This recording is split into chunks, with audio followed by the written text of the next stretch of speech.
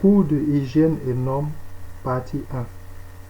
Les objectifs de ce cours visent à renforcer les connaissances des étudiants en matière de normes et hygiène applicables en milieu de production agroalimentaire. Au chapitre 1, voyons les principaux problèmes alimentaires. Et en grand 1, sécurité sanitaire et qualité des aliments et protection des consommateurs. Alors quand on parle de sécurité, il ne s'agit pas seulement du ministère de la Sécurité ou bien de la police, de la gendarmerie, mais la sécurité incombe aussi les aliments. Alors la sécurité sanitaire des aliments tient compte de tous les risques chroniques ou aigus susceptibles de rendre les aliments préjudiciables à la santé du consommateur. Et la qualité, quant à elle, désigne toutes les autres caractéristiques qui déterminent la valeur d'un produit pour le consommateur. Le contrôle alimentaire désigne l'activité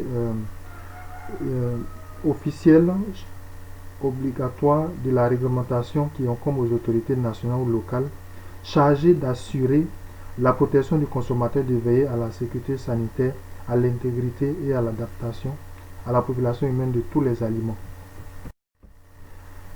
La principale responsabilité en matière de contrôle, c'est d'appliquer la législation des aliments.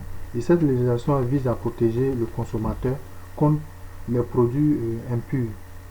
Et la confiance dans la sécurité sanitaire et la pureté de l'alimentation, c'est bien sûr une exigence très importante des consommateurs.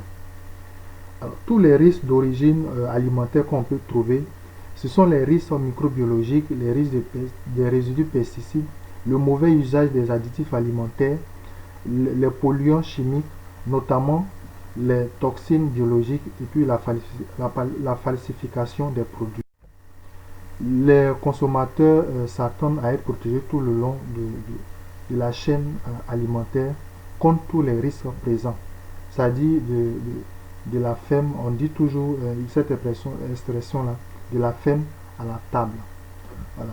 Donc aussi le système de contrôle alimentaire utilisé dans les présentes directives désigne l'intégration d'une approche réglementaire contraignante et de stratégies préventives et éducatives visant à protéger l'intégrité de la chaîne alimentaire. L'introduction d'approches préventives, donc prévenir tout ce qui est risque. On a le système HACCP. En anglais, ça veut dire Hazard Analysis Critical Control Point System, qui veut dire le système d'analyse des risques et points critiques pour leur maîtrise. Donc, ce système-là vise la maîtrise des risques en matière de sécurité sanitaire des aliments, la protection du consommateur.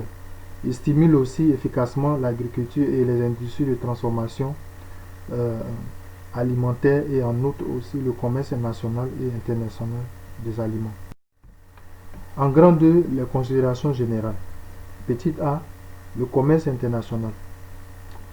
À la faveur de la croissance de l'économie mondiale, de la libération ou du commerce des produits alimentaires, des demandes grandissantes des consommateurs et des progrès accomplis par les sciences et techniques alimentaires, et grâce aussi à l'amélioration des moyens de transport et de télécommunication, le commerce international d'aliments frais et d'aliments transformés continuera à se développer.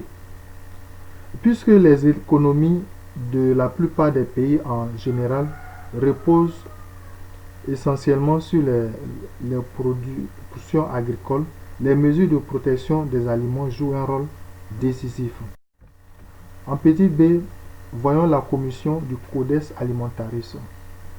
C'est une instance, la commission du Codex Alimentarius est une instance intergouvernementale chargée de coordonner les normes alimentaires au niveau international.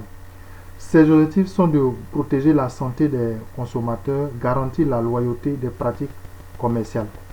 La commission du Codex Alimentarius a permis d'harmoniser au niveau international les exigences de qualité et de sécurité sanitaire des aliments.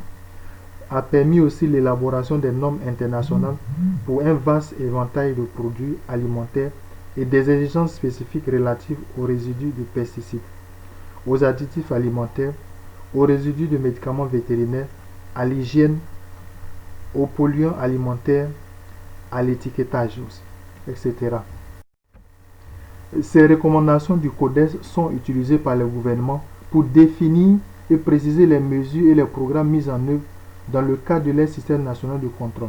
Donc, tous les gouvernements, dans la plupart des pays, utilisent les normes du Codex au niveau du contrôle alimentaire.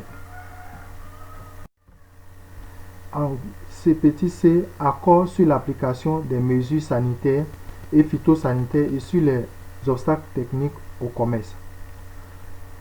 La conclusion à Marrakech des négociations commerciales multilatérales du cycle du Uruguay a conduit à la création de l'OMC. L'OMC qui veut dire Organisation mondiale du commerce, le 1er janvier 1995 et à l'entrée en vigueur de l'accord sur l'application des mesures sanitaires et phytosanitaires, abrégé SPS, et de l'accord des obstacles techniques au commerce, abrégé OTC. Alors, ces deux accords-là sont applicables quant à l'interprétation des mesures de protection des aliments au niveau national et des règles régissant leur commerce international. L'accord SPS donne le droit pour les pays membres de l'OMC d'appliquer les mesures visant à protéger la santé et la vie des personnes et des animaux ou à préserver des végétaux. L'accord encourage aussi l'utilisation des normes, directives ou recommandations internationales et désigne celles du Codex comme permettant de satisfaire les dispositions de l'accord SPS. L'accord OTC, au thème de l'accord sur les obstacles techniques au commerce, les règles techniques concernant les facteurs classiques de qualité, les pratiques frauduleuses, l'emballage, l'étiquetage imposés par les pays ne doivent pas être plus restrictives à l'égard des produits importés qu'elles ne le sont à l'égard des produits d'origine nationale. Il encourage en outre l'utilisation des normes internationales. Alors vous pouvez trouver plus d'informations dans la bibliographie qui est affichée ou bien vous allez dans le support de cours pour avoir plus de détails parce que nous n'avons pas donné tous les détails. Si on devait donner tous les détails, le PowerPoint allait être vraiment très long. Donc vous pouvez aller dans le support de cours, consulter pour mieux comprendre. Je vous remercie pour votre attention.